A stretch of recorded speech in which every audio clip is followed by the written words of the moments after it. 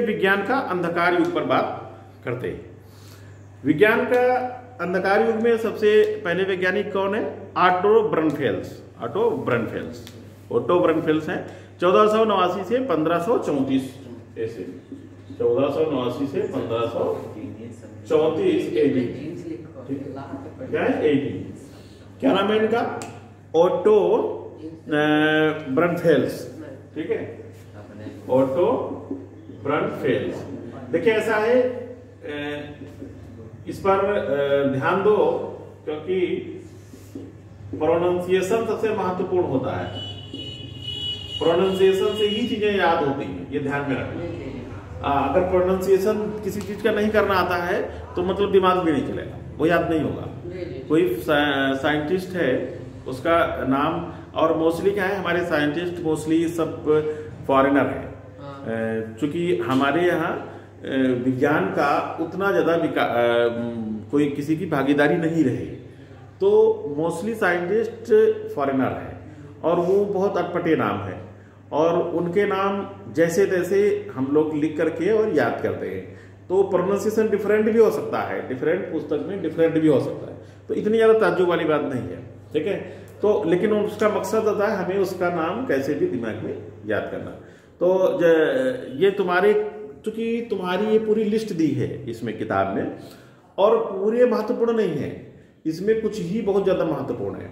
अब इनका नाम नहीं सुना होगा तुमने, ऑटो ब्रनफेल्स का बहुत ज्यादा नाम नहीं सुना होगा, लेकिन चूंकि किताब में है तो थोड़ा सा तुम्हें एक बार पढ़ लेना चाहिए, लेकिन याद कुछ इंपॉर्टेंट ही करने। तो ये ध्यान में रखना है, चूंकि इनका जरूर योगदान है तभी किताब में नाम लिखा गया है। ठीक है, तो ऑटो ब्रनफेल्स ने क्या किया? जीनस शब्द का आधुनिक सिद्धांत दिया।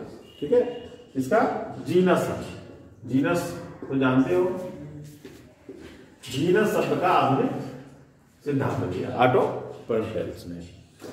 इसके बाद एंड्रिया सिजलपिनो। क्या नाम है? एंड्रिया सिजलपिनो। ये एंड्रिया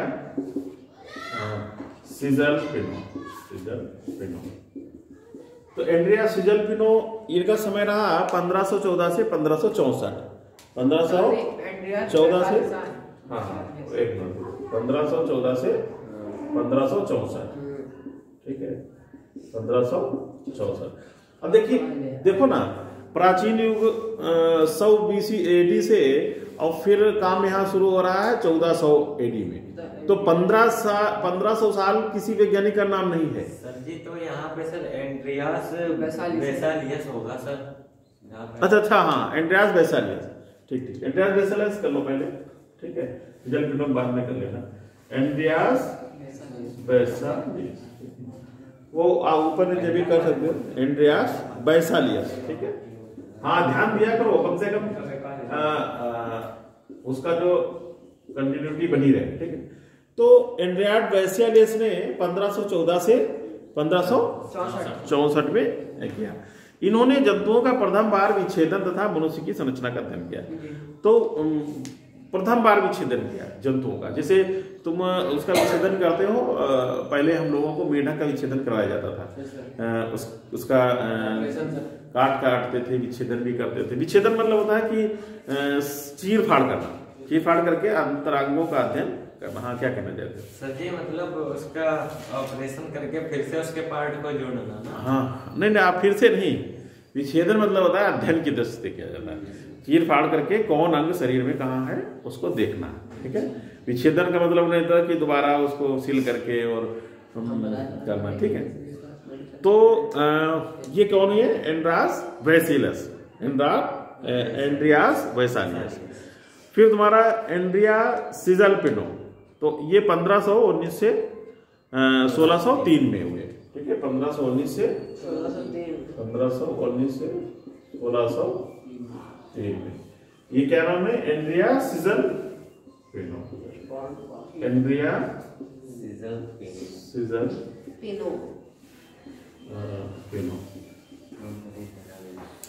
ये इन्होंने क्या किया? इन्होंने पौधों का प्रथम बार विस्तृत अध्ययन किया। ठीक है, पौधों का प्रथम बार विस्तृत और संपूर्ण वर्णन किया। ठीक है, इसके बाद कौन है? वान हेलमांड। कौन है? वान हेलमांड। 1577 से 1664। 1577 से 1664। वान हेलमांड, इनका नाम सुना होगा। इनका नाम जीव की उत्पत्ति के संबंध में, हाँ, जीव की उत्पत्ति के संबंध में वान हेलमांड का नाम आता है। तो वान हेलमांड ने क्या किया? जीव की उत्पत्ति के संबंध में स्वतः जननवाद बताया, ठीक है, और अन्य प्रयोग किए, ठीक है। तो स्वतः जननवाद, स्वतः जननवाद तुम लोगों ने पढ़ा होगा कक्षा 8 में, 9-10 में। स्वतः जननवाद क्या होता है कि एक शर्ट को उन्होंने उसमें भूसे के उसमें रख दिया पसीने से, तो उसमें जंतु पैदा हो गए। तो वान हेलमांड ने कहा था कि जीव की उत्पत्ति स्वतः हुई है, ठीक है, स्वतः जननवाद उन्होंने दिया था। तो इसके बाद विलियम हार्वे, इसके बाद कौन वैज्ञानिक? William Harvey. 1578 से 1657। 1578 से 1657। William Harvey. विलियम हार्वे, इन्होंने क्या किया था? रुधिर परिसंचरण तंत्रों को बताया। रुधिर परिसंचरण तंत्र के बारे में बताया था। पहले हम लोगों को क्या था? पहले हम लोग जानते थे कि हमारे शरीर में रुधिर कहीं भरा हुआ है, ठीक है, तो तभी हम काटते थे तो वहां से निकलने लगा। ये विलियम हार्वे ने बताया कि रुधिर भरा नहीं है, ये धमनियों और शिराओं में जो है फ्लो करता है, परिसंचरण करता है, ठीक है। इसके बाद 1560 से 1624 में गैस्पार्ड बाहिन, ठीक है, 1560 से 1624 में वैज्ञानिक का नाम क्या है? गैस्पार्ड वाहिन, ठीक। तो गैस्पार्ड वाहिन ने क्या बताया था? इन्होंने लगभग पौधों की 6000 से अधिक जातियों के बारे में अध्ययन किया, ठीक है, बहुत बड़ा अचीवमेंट था। 6000 जातियों को कलेक्ट करना और उनके बारे में बताना कठिन था। तो ये गैस्पार्ड वाहिन ने ये तुम्हारा किया था। इसके बाद तुम्हारे वैज्ञानिक का नाम क्या है? मार्सेलो मैलपीगी। क्या नाम है? मार्सेलो मैलपीगी।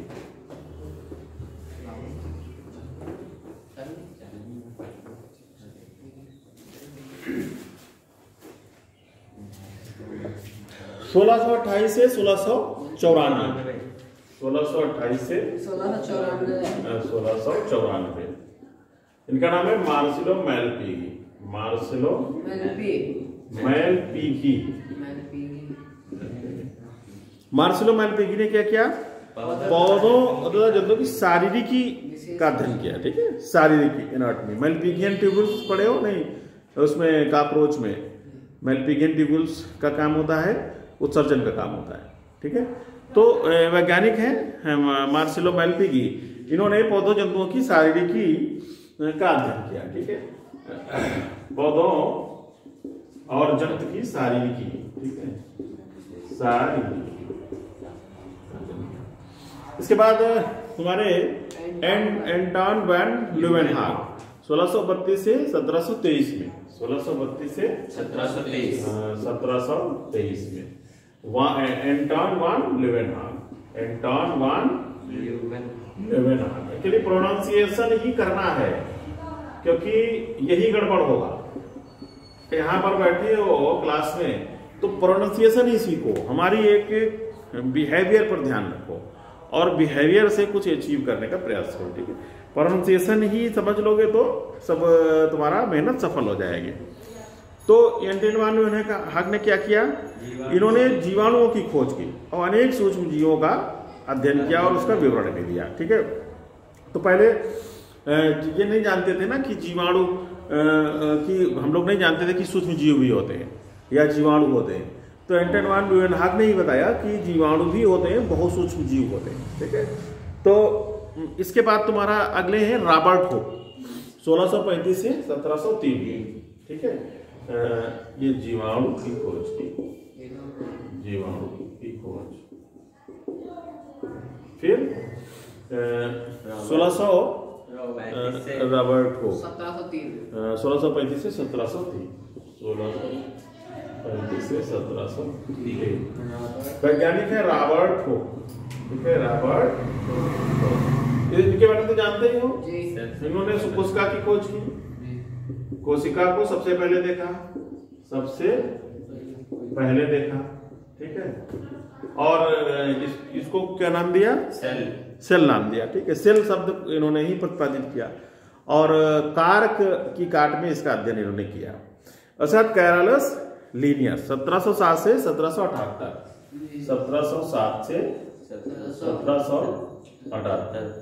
वैज्ञानिक नाम है Carlos Linnaeus, father of taxonomy, ठीक है। Father of taxonomy. अभी तुम पढ़ोगे कैरलस लीनियस ने दिनांक पद्धति दिया, ठीक है। और विश्व में कैरलस लीनियस ने ही बताया कि नामकरण कैसे होना चाहिए वैज्ञानिक विधि से, ठीक है। तो इसीलिए इनको फादर ऑफ टैक्सोनॉमी कहा जाता है।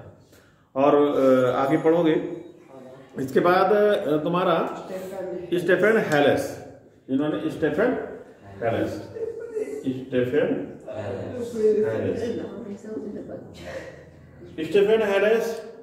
1727 में हुए, फादर ऑफ प्लांट फिजियोलॉजी।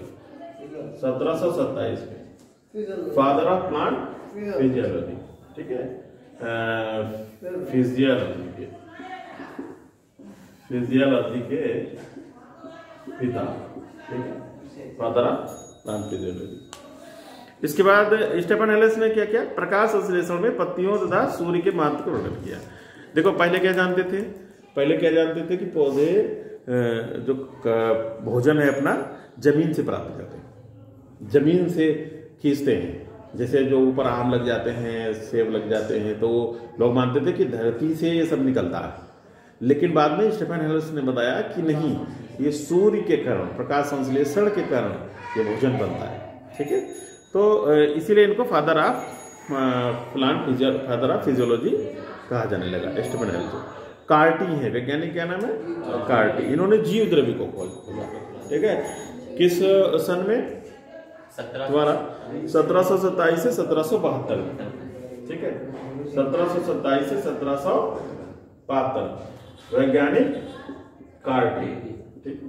इन्होंने जीव द्रव्य की खोज, ठीक है।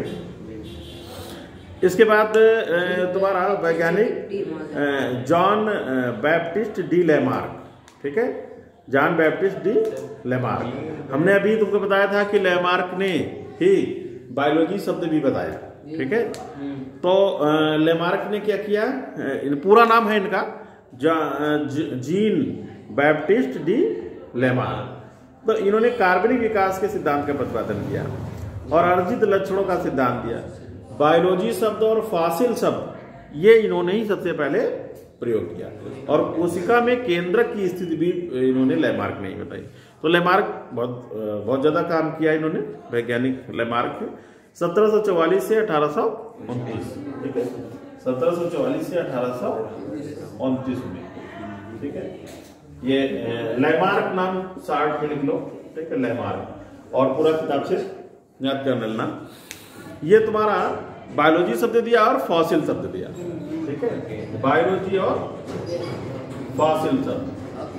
फॉसिल मतलब FOSSIL, ठीक है, फॉसिल शब्द, फॉसिल्स। और सर कोशिका में केंद्रक की स्थिति, हाँ, कोशिका में केंद्रक की स्थिति के बारे में बताया। इसके बाद कौन है? 1773 से 1858 में रॉबर्ट ब्राउन, ठीक है। 1773 से 1858 ये क्या किया इन्होंने? क्या किया? रॉबर्ट ब्राउन ने क्या किया? कोशिका में केंद्रक।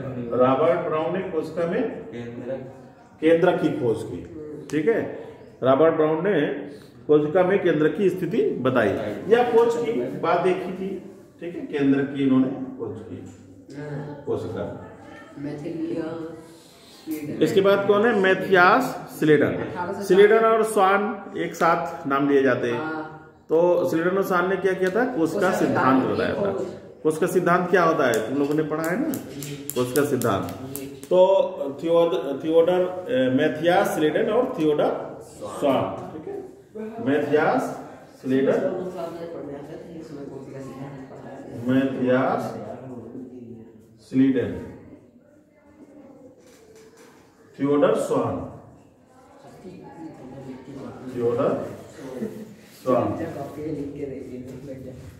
तो ये किस सन में थे? मैथियास स्लेडन 1804 से 1881, ठीक है, 1804 से 1881 में। और स्वान किस सन में थे? 1810 से 1882, 1810 से 1882। तो इनको कोशिका सिद्धांत इन्होंने बताया था। कोशिका सिद्धांत, कोशिका सिद्धांत क्या है? कोशिका सिद्धांत को इन्होंने बता दिया। कोशिका सिद्धांत क्या है? कोई बताए? प्रत्येक कोशिका नई कोशिका से बनती होती है। कोशिका, प्रत्येक कोशिका जीवधारी की रचनात्मक एवं क्रियात्मक इकाई है। बोला करो तो ये बोला करो, ठीक है। जब क्वेश्चन पूछा करें तब स्मार्ट दिखोगे, अनावश्यक बोलने से स्मार्टनेस नहीं आएगा, ठीक है। तो बोलना ही है, जो क्वेश्चन बोलो तुरंत फीडबैक दो, ठीक है। तो जब उसका उत्तर दोगे तभी पता चलेगा। क्लास में जब बैठो तो केवल अभी बैठे हैं, गुरुजी मुझे पिलाने के लिए, ज्ञान पिलाने के लिए खड़े हैं सामने, ऐसे बैठोगे क्लास में, ठीक नहीं। क्लास में जब बैठो कल क्या पढ़ाया गया था और आगे क्या है ये सब पता होना चाहिए। आज क्या पढ़ाया जा रहा है ये पता होना चाहिए। गुरुजी कुछ भी पूछ देंगे तुम्हें बताना पड़ेगा। दिमाग इधर है, किताब में है या बोर्ड पे है या उधर है, गुरुजी की शर्ट पे है, गुरुजी के चश्मे पे है या अदर चीज़ों पे है, ये रखोगे तो यहाँ से मिलेगा नहीं कुछ, खाली समय खराब करोगे, ठीक है। मैं क्या बोल रहा हूँ केवल उस पर, किताब में क्या लिखा है, कल क्या पढ़ाया था गुरुजी ने, कल गुरुजी ने आपने ये पढ़ाया था, आज गुरुजी आप ये बता रहे हैं, कुछ गलत लग रहा है, कंफ्यूज हो गया। अभी आप गुरुजी ये बता रहे थे, ये गुरुजी आप ये बोल रहे किताब में ये लिखा है। ये आदर्श स्थिति है क्लास में बैठने की और पढ़ने की, ठीक है। तो अभी फिलहाल आज इतना, आगे बाद में प्रोसीड करेंगे।